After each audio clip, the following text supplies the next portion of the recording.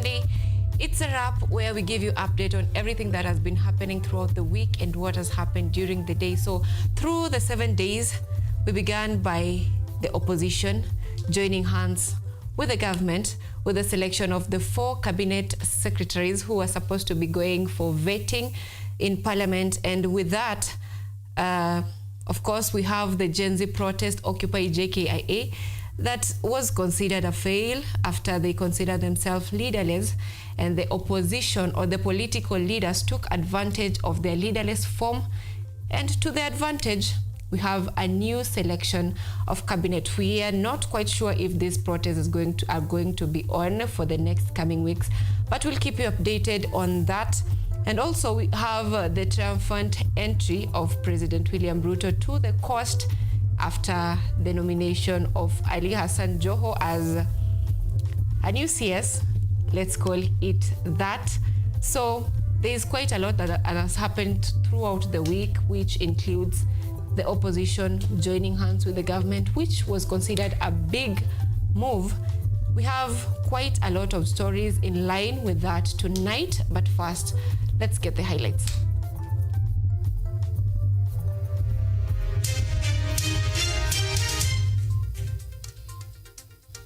President William Ruto applauds his choice of cabinet nominees, deeming it a stepping stone for national unity and prosperity.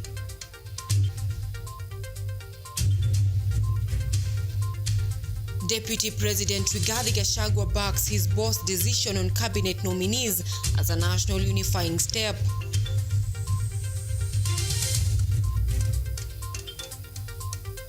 Strange unknown ailment strikes a family in Kisii, leaving them with difficulties in walking, talking, and seeing.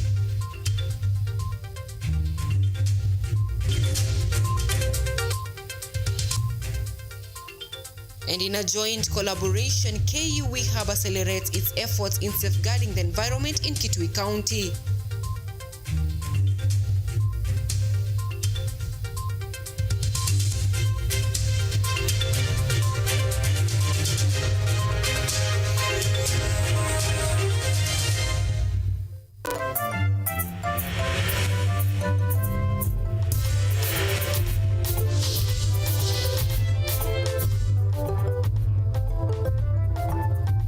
This is Weekend Live with Anyango, Sylvia.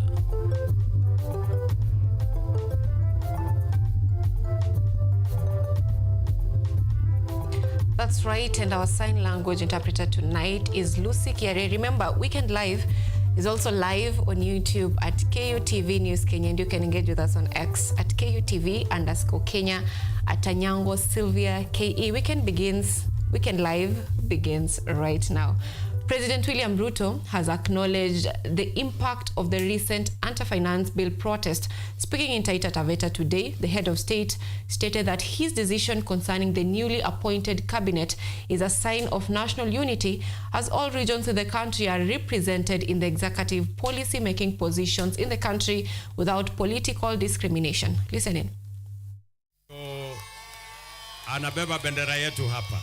Addressing Taita Taveta residents after church service, President William Ruto emphasized that his newly appointed cabinet is all-inclusive relative to all regions of the country. Thus, he is confident that Kenya will definitely witness immense progress. Ndio sababu mimi nimesema naunda serikali ama baraza la mawaziri yenye italeta jamii zote za Kenya pamoja. Ndio tuweze kukabiliana kwa pamoja na changamoto za taifa letu la Kenya, tupange maendeleo pamoja, tulipe madeni pamoja, tutafute ushuru pamoja, na tupangane tukiwa pamoja, ndio Kenya iweze kusonga mbele. Ruto also mentioned that although the recently witnessed anti-finance bill protests have been overwhelmed his duties as president, they have brought light on Kenya grievances, enabling his government to devise proper plans towards bettering the lives of Kenyans. Yale mambo yametokea sio maneno mabaya zaidi, kwa sababu yametupatia nafasi ya kutengeneza Kenya mpya.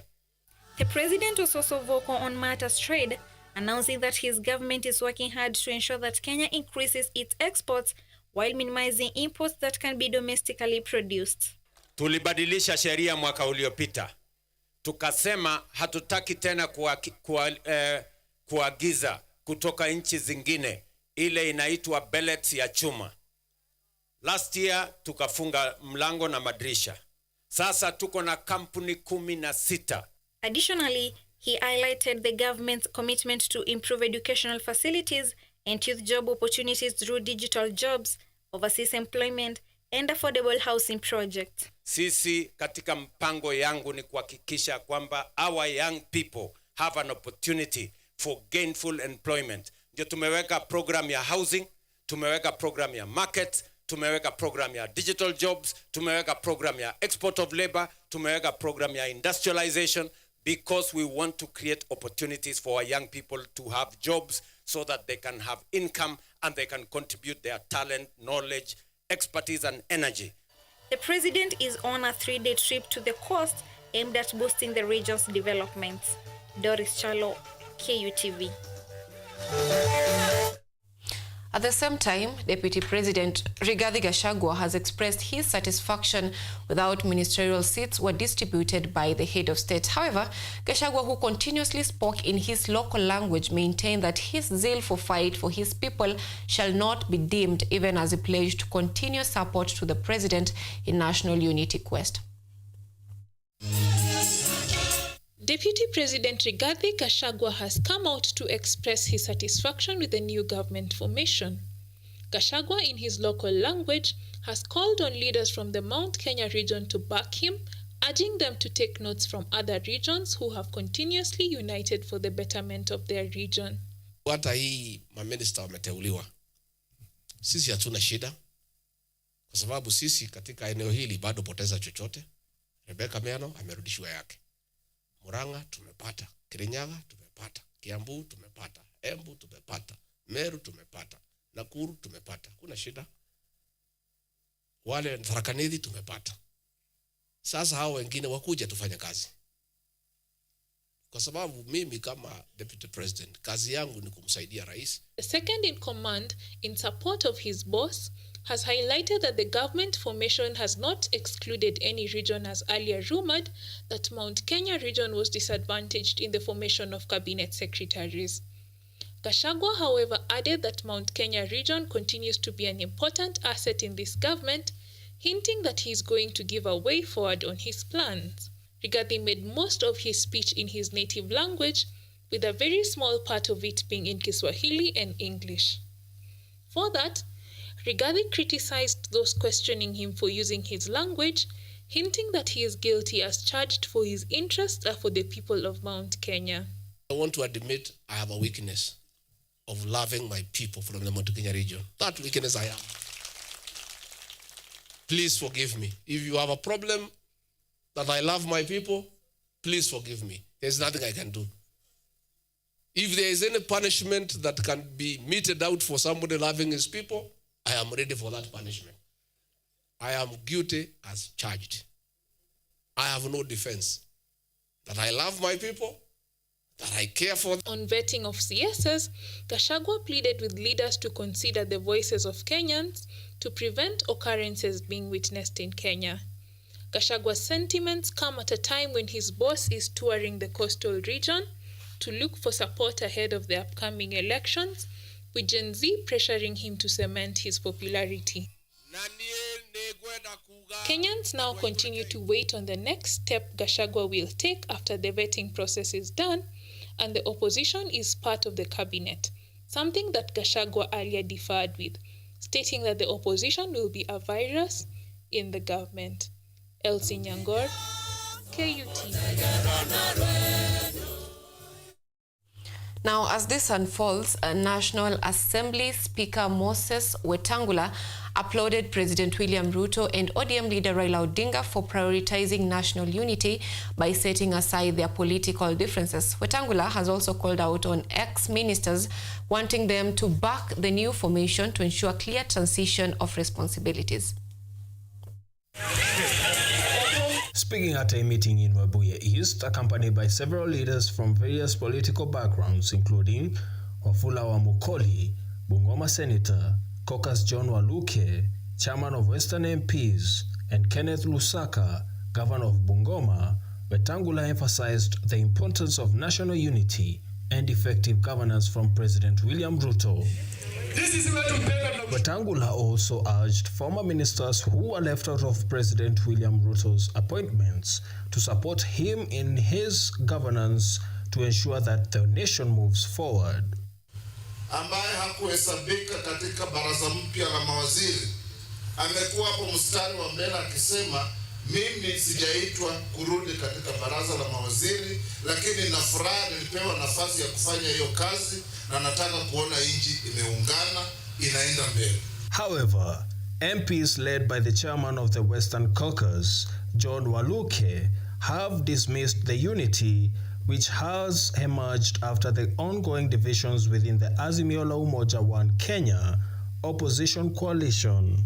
Inaona hao wabunge waache na wako kwa caucus hii ambayo tunaendeleza hii ya Western Regional Caucus. Hatutaki division nyingine ya kuanza kuharibu, hapana. Na wako na tamaa ati wengine hawakuteuliwa kuwa mawaziri kama Sifuna na wengine. Na Eugene mimi nataka kuambia watu ya Bungoma nyinyi. Na kwanza naonanga hapa Webuye Misihu. Senator Wafula Wamukoli has called on governors to be accountable to the needs of their constituents, while also urging Bungoma Governor Kenneth Lusaka to come forward and transparently explain how shillings 148 million was spent during the Madaraka Day celebrations. Kaze kama kule Nairobi, mawaziri wake wale walikuwa watepetevu na wazembe walienda nyumbani. Ameteua watu wengine. Hapa Bungoma nimekuwa nauliza haya maswali na inafika kiwango ambacho siwezi kunyamaza kama wapiga kura walionipigia kura wanaumia, wanateseka na hakuna mtu anawasikiza na wanalipa ushuru kama Wakenya wengine. Unataka niendelee kusukuma? Niwatetee? I want to say this, that the historical intervention of National Assembly by our young people, it is an issue that we should no longer continue to condemn, because God used our young people to convey a message that this country is for all of us. This comes days before parliamentarians resume their sitting, with key decisions such as vetting of CSs and the supplementary budget expected to give the formula the country will take, with the protests also being expected to escalate due to the changes made in the government and the issue of police brutality. Ernest Karani, KUTV.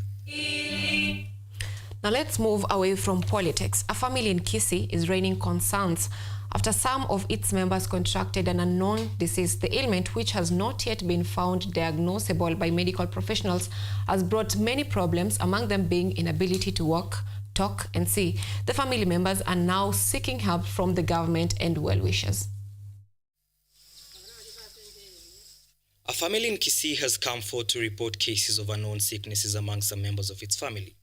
Florida Nyandira, one of the family members, said that she has been unable to walk and talk after getting sick back in 2016. She further stated that her sister also began to experience similar symptoms in addition to lack of sight. Sickness has made life difficult for the family since it has crippled their ability to source for food and daily needs. Mianza kuanzika 2016. Pira niko hivi sasa ninatumia fimbo. Kuongea ni sita. Miguu sasa. Tembea ni sita. Naanguka. Saa zingine naongea mtu anafikiri ni chakula. Nimeoka kwa mdomo. The family has sought medical assistance from different hospitals, with medical personnel being unable to find a proper diagnosis for the illness. The sickness claimed one of their loved ones, leading to the family's cry for help to the general public. Nimetoka hapa nipelekwa na mama yangu tena hospital. Wakasema sasa hakuna ugonjwa. Bila sasa mimi nasikia ni mgonjwa lakini wananiambia hakuna ugonjwa. The ailment has also caused marital issues in the family, with some reporting being physically abused and resented by their spouses after contracting the unknown disease. Akasema sasa auchukue si uende kwenu. Nikakataa, nikakaa huko kuvumilia tu Alikuja ananichapa, nampiga, nakunywa pombe, naniambia sasa unisaidie chochote. Nataka niate mtu mwingine hapa. The family has called to well-wishers and the government for assistance during such hard times. Wawili vile wako hivi, wako hapa mbele yenu hapa, ni wameufiwa na bwana zao. Sasa sijui vile mtawasaidia. Hasa kwa government level, kama mko na uwezo, mnaweza kuja muangalie hii familia vile wako hivi. Cases of such peculiar occurrences are not new to residents of that area, which brings questions of other factors being the cause of this unknown sickness affecting the family. Brian Tobiko, KUTV. Now, attacks, arrests, and restrictions on journalists, including over-coverage of youth demonstrations, is causing concern among Kenyan media. Journalists are taking to the streets to protest. Juma Majanga covered the protest and filed this report. We are not criminals! We are not criminals! Journalists march in the Kenyan capital, Nairobi, one of several countrywide demonstrations over police attacks on media as they cover youth-led protests. Basically trying to say we are also opposed to censorship of media. We are opposed to what the government dictates what it wants us to air, but we want to be allowed and given a free space to practice and to ensure that we deliver the news to the people, because we are the fourth estate. Media freedom is guaranteed under the Constitution, but the Kenya Editors Guild says the government attempts to interfere with that right. Reaction to media coverage of youth-led protests underscores that challenge, says Guild President Zubeida Kananu. Some media organizations are targeted with smear campaigns and threats of license withdrawal, she says. Kananu too has received threatening calls and messages. They've used all means to create fear among journalists, me being one of them, for calling out the government. In the past month, the Media Council of Kenya has documented more than 20 press freedom violations by police and protesters. Incidents include arbitrary arrest, assault, and threats. K24 journalist Catherine Wanjeri was hit in the leg by rubber bullets despite being clearly visible as press. And parliamentary reporters, including Elizabeth Mutuku of TV47, say they were banned from parliament following coverage of how protesters stormed parliament. Our greatest mistake, which we did that day, was to show Kenyans exactly what transpired. Some of us have been labeled out as criminals, and we are told that investigations is going on. And our question is, what investigations? The National Assembly leader denies media were blocked from parliament. A police spokesperson declined to comment to VOA, and calls and messages to government spokesperson went unanswered. That spokesperson has said previously the government has no quarrel with the media. Safety specialists like Media Council's Dina Ondari say the situation is frustrating. The police who are attacking journalists, unfortunately, are the ones who have a responsibility within the law to arrest the perpetrators of press freedom violations. Kenya ranked 102 on the World Press Freedom Index, with Reporters Without Borders noting risks for journalists covering politics.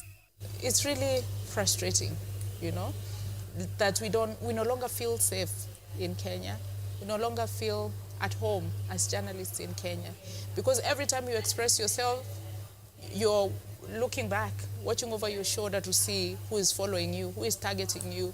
Kenya has strong laws on press freedom, but media experts say more political goodwill is needed to guarantee rights.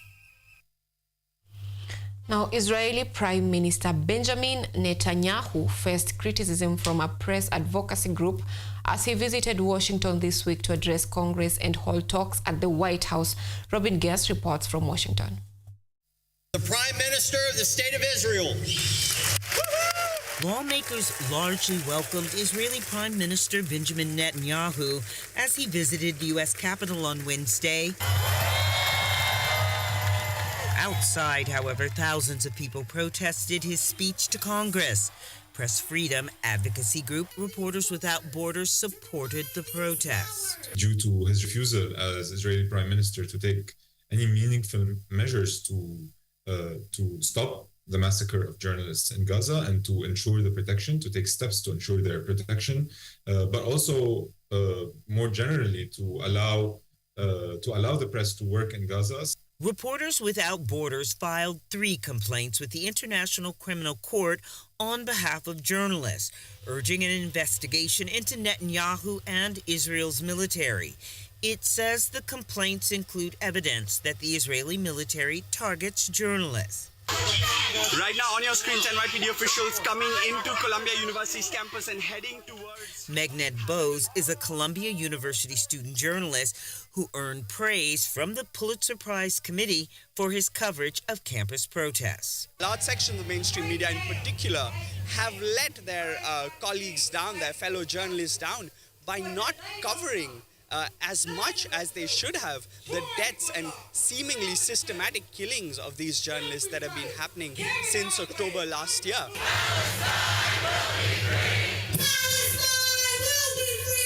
Earlier this year, the Israeli Defense Forces, or IDF, told NBC News that it takes all operationally feasible measures to mitigate harm to civilians, including journalists.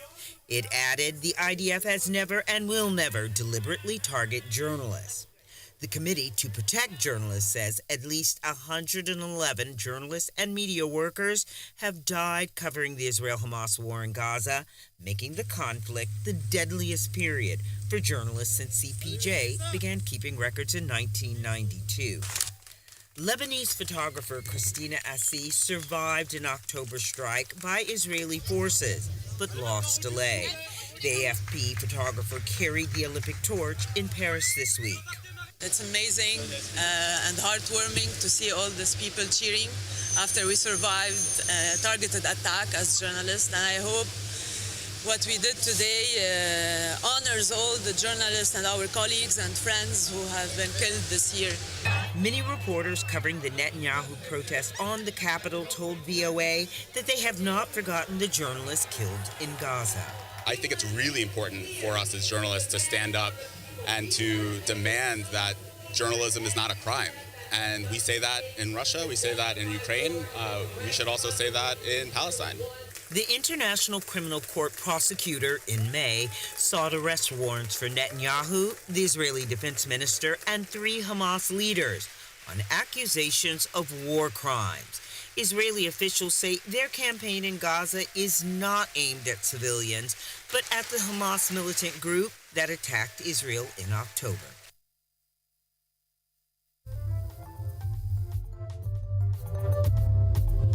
Now, it looks like a global, journalist freedom is a global problem. On that note, we're taking the first break of the bulletin tonight. We'll be back with more stories. Don't go far.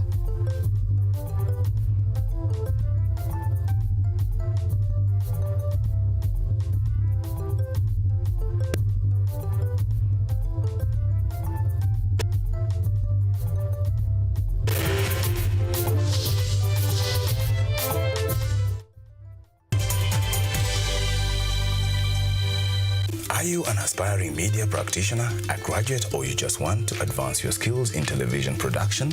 Then welcome to Kenyatta University, where education meets innovation.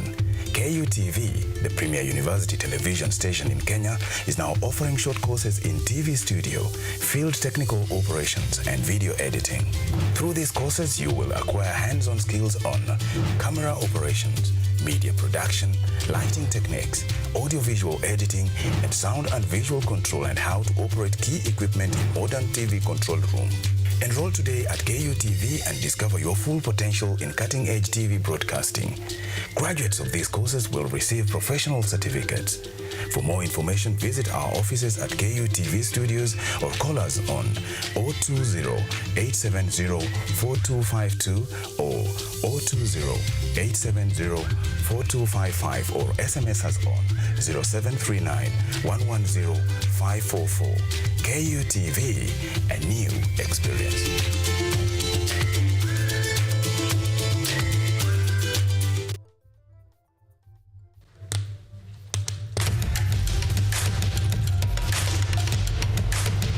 Access to knowledge,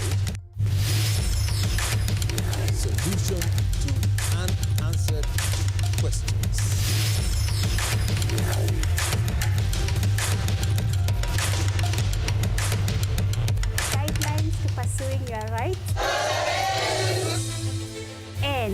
possessing your property, intellectual or material. This and more, only on Law Matters.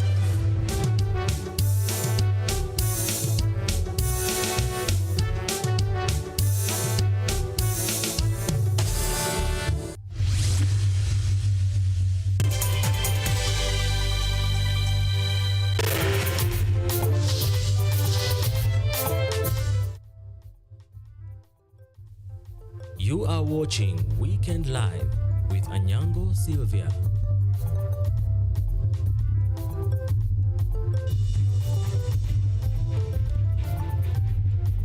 Welcome back. Remember to keep engaging with us on our social media platforms. This broadcast is live on YouTube at KUTV News Kenya, and you can engage with us on X at KUTV_Kenya at Anyango Sylvia KE. Now, efforts to address climate change in Kenya are gaining momentum with a special focus on empowering women in environmental conservation. Leading the charge are the Kenyatta University Women Economic Empowerment Hub, known as KUE Hub, and the Women Empowerment Link, known as WELL. These organizations are providing vital training and funding to enhance women's roles in safeguarding the environment. Recently, their collaborative efforts took them to Kutv County to assess firsthand the impact of their initiatives.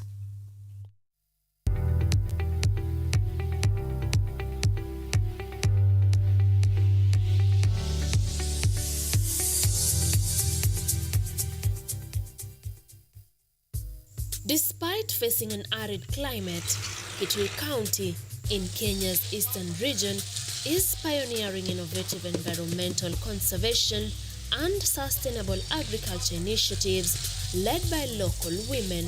These communities are not just adapting to, but also mitigating the effects of prolonged dry spells.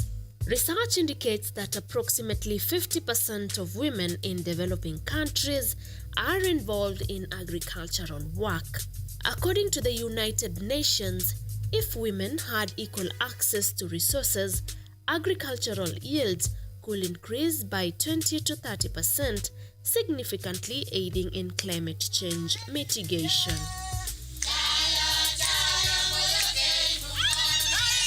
The enthusiasm among women in Kutv County was evident as they welcomed the Kenyatta University Women's Economic Empowerment Hub, KUE Hub, and the Women Empowerment Link officials with traditional songs and dances. This heartfelt display underscored their deep commitment to environmental conservation, sustainable agricultural practices, and community resilience and empowerment.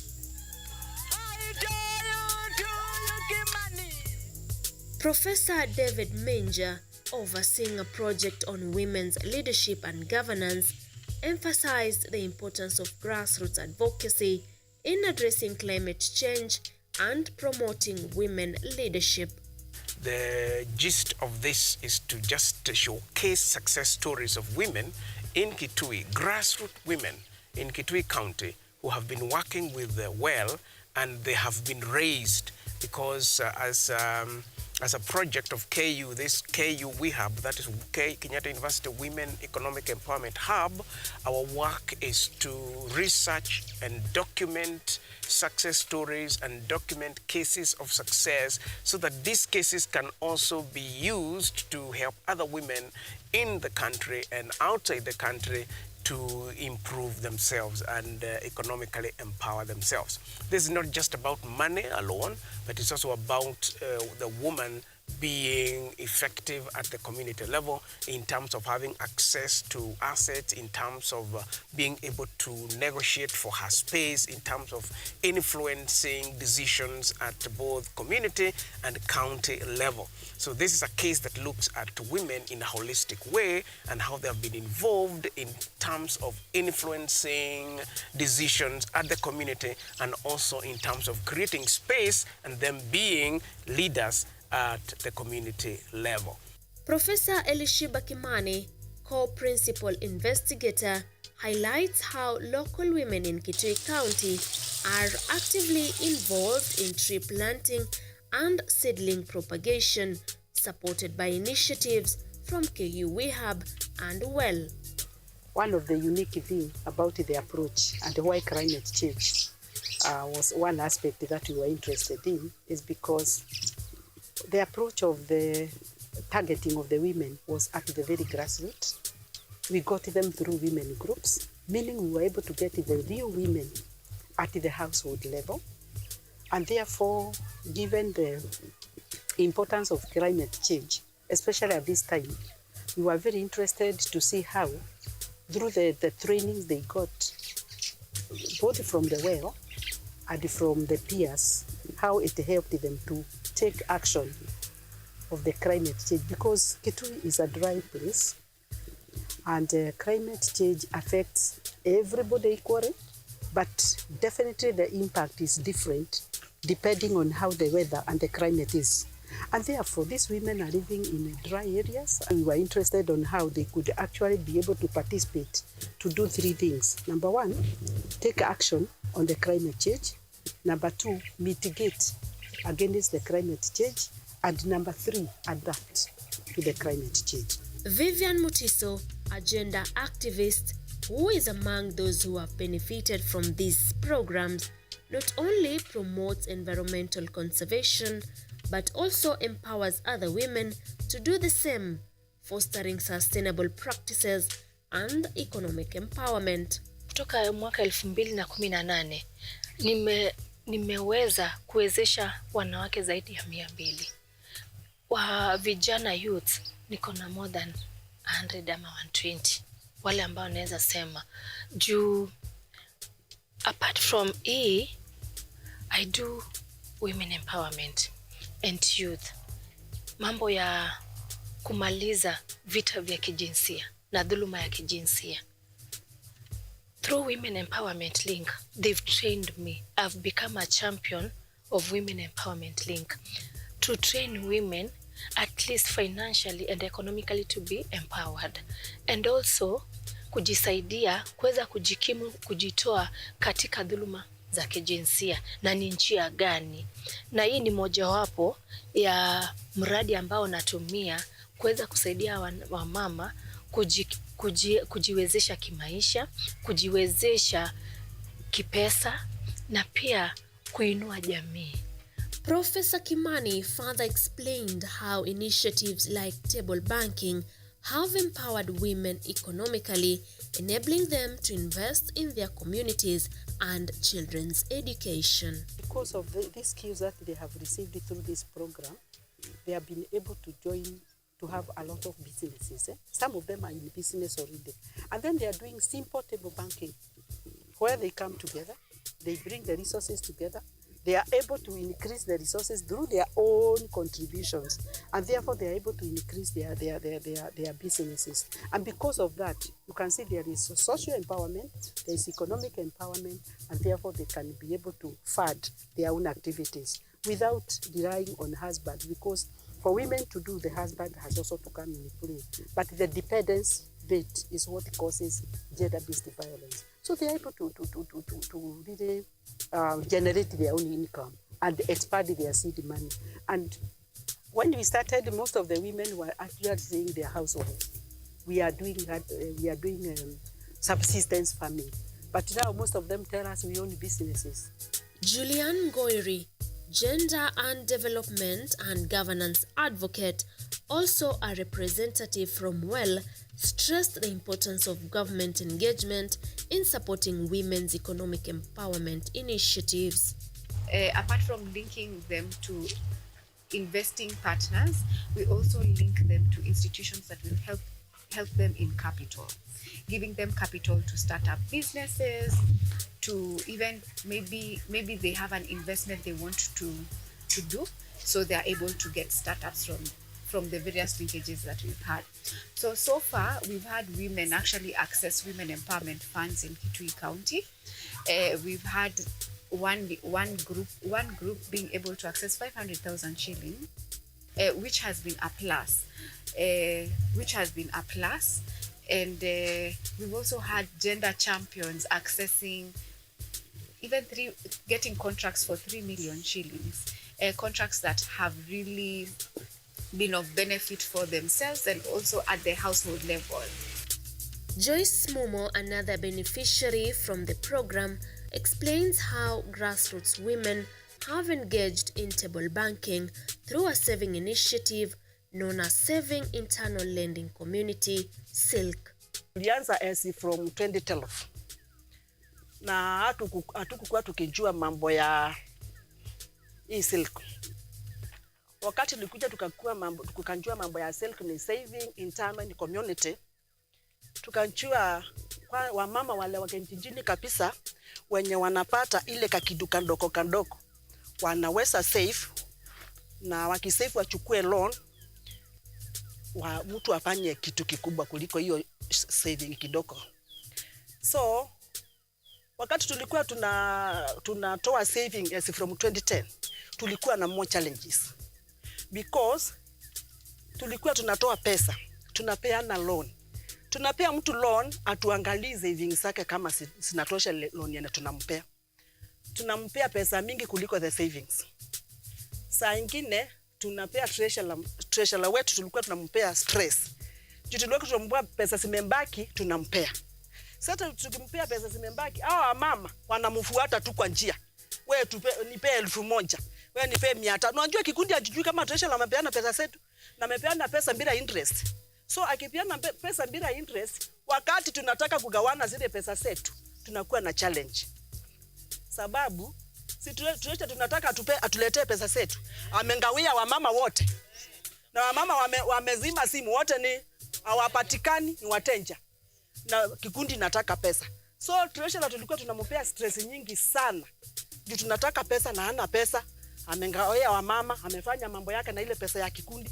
So wakati tunagawana tunakuwa na stress, hatuna pesa, treasurer amekula pesa yote. So tukakuja tukasoma mambo ya hii sanduku. Wakati tulisoma mambo ya sanduku, tukasomesha wa mama. Wakaona sanduku inaweza saidia pesa yetu hapo, tukiweka hapo. Treasurer hata usa mbuzi yake wakati tunagawana pesa. Joyce Momo and other women have also learned the art of saving through table banking in groups. Nilikuja kwa hii kikundi nikasoma mambo mingi na nikasoma hata najua naweza kujiendeleza nikiwa sina mzee wangu. Na nikajua naweza anza mambo mingi kufanya. Na sasa ndio nikavaa kiatu ya gozi na ingine ya mwanamke, sijui niseme high heel ama nikavaa trouser na nikavaa skirt. Hiyo ndo ilinifanya nikuwe mama. Na nikawa naendelea kukuja kwa masomo, napata mambo mingi. Hata sikuwa tunajua kuongea na watu. Sasa tunaenda sokoni. Mimi nanunuanga kuku naenda kuuza na hata ninalea kuku. Sasa kuongea mimi si kitu inanishinda. Hata ni vile tu kisomo haifai, naweza tu ingia kwa mambo na siasa. Na naweza endelea. Sasa hiki kikundi imenisaidia sana. Nilikuwa kwa hiki kikundi, sasa tunakuja hapa kwa hii kwa hii SILK tukafundishwa. Sasa mimi nilikuja mara ya kwanza nikachukua pesa. Kuchukua pesa ninaenda kuanzisha biashara yangu. Sinimwambia nanunuanga kuku nauza. Sasa ni kwa sababu ukinikuta huko kwa soko nikiuza kuku, hakiwezi kosa kuchukua yangu. Juu kuongea, najua kuongea. Zamani tulikuwa tukiambiwa mwanamke ni wa nyumbani. Nilikuwa nikikaa kwa nyumba. Lakini nikiingia hii kikundi nilianza kuuza kitunguu. Naenda nachukua hapo, nauza huku, ikibaki nakuja nauza hapa. Nikaendelea hivyo, tukaingia kwa hii kikundi. Wakati niliachwa na mzee wangu, nikabilisika hiyo kitunguu, nikakosa pesa kwa sababu nilikuwa na mtoto secondary. Nikatoa pesa ikaisha ya kitunguu.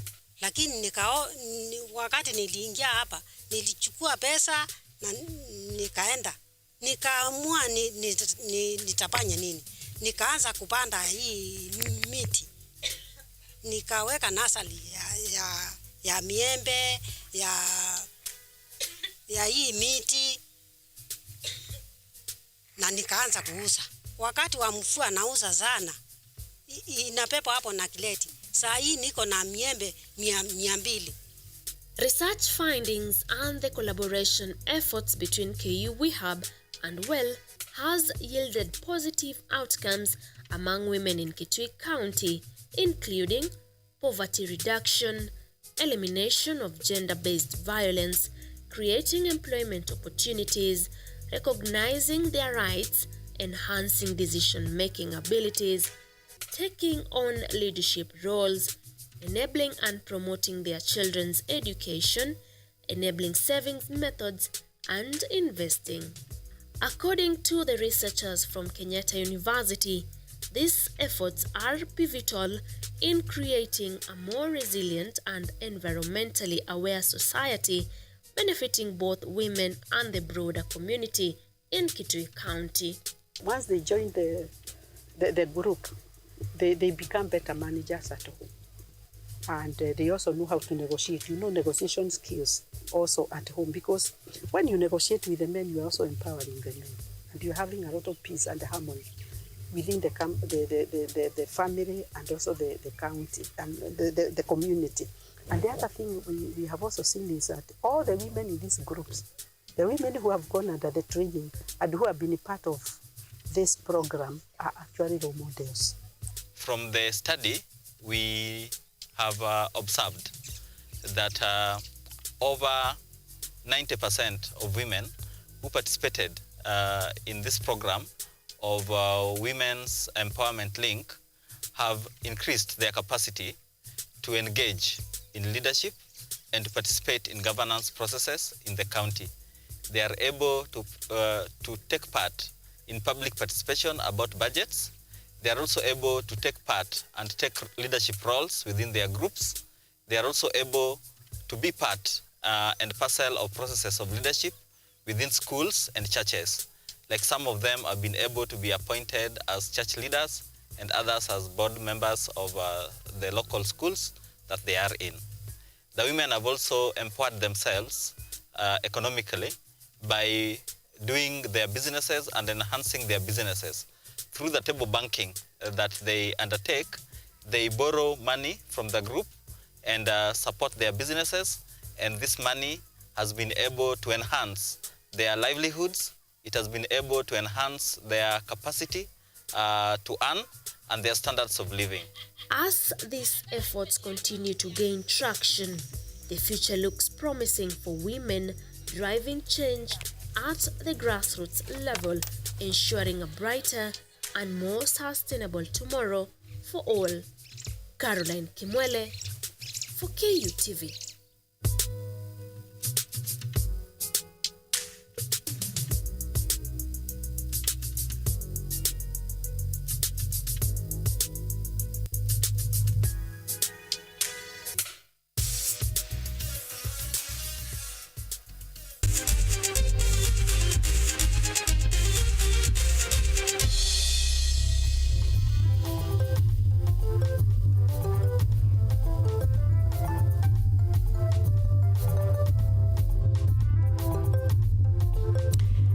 Sports tonight, Parliamentary Joint Commission emerged victorious in the LSK Justice Games tournament after defeating Okil Kamaloka Welfare Association, also known as Okwa, 3-2 in a penalty shootout. The annual games held at the University of Embu also saw Kisii Referral Hospital secure third place by beating the LSK Southwest Kenya branch 2-1. The event, themed Fair Play, where law meets sports, featured basketball, badminton, archery, chess, pool, table, and darts, and tag of war. LSK President Faith Odhiambo and Embu presiding judge Lucy Njuguna opened the ceremony, emphasizing unity and fair play among legal professionals nationwide. From all the different branches around the country, that we can debrief, play hard because we work hard, and in our endeavor to serve the country, we also take care of the health of our members, and which includes ensuring that we engage in various sporting activities to keep healthy, to keep strong, and to also take some time to debrief, encouraging competitiveness, but at the same time that whole communal essence as advocates, as one legal profession. You've seen us coming together around the country to help and serve members of the country on a pro bono basis. South Sudan Bright Stars celebrated a historic victory after thrashing Puerto Rico 90-70 in their first match of the Olympic basketball tournament.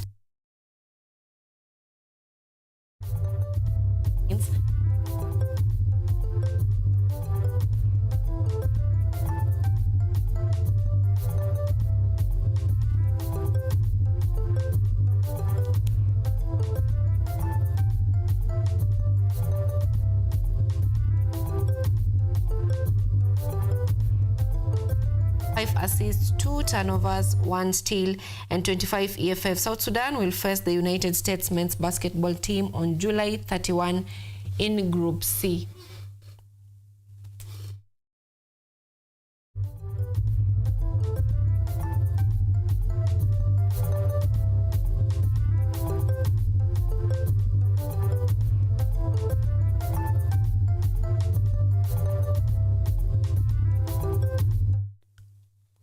And Arsenal showcased their prowess by defeating Manchester United 2-1 at Sophie Stadium. Gabriel Jesus opened the score for the Gunners in the 26th minute, followed by Gabriel Martinelli netting the second goal in the 81st minute. Rasmus Højlund scored a consolation goal for Manchester United in the 10th minute. Arsenal and Manchester United will face each other again in the English Premier League on December 3rd this year.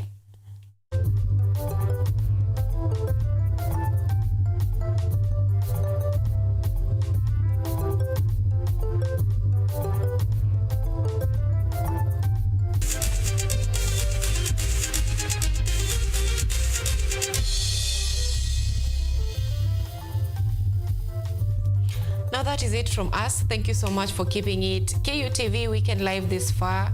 Our sign language interpreter tonight has been Lucy Kiarie and Anyango Sylvia. Have a good night.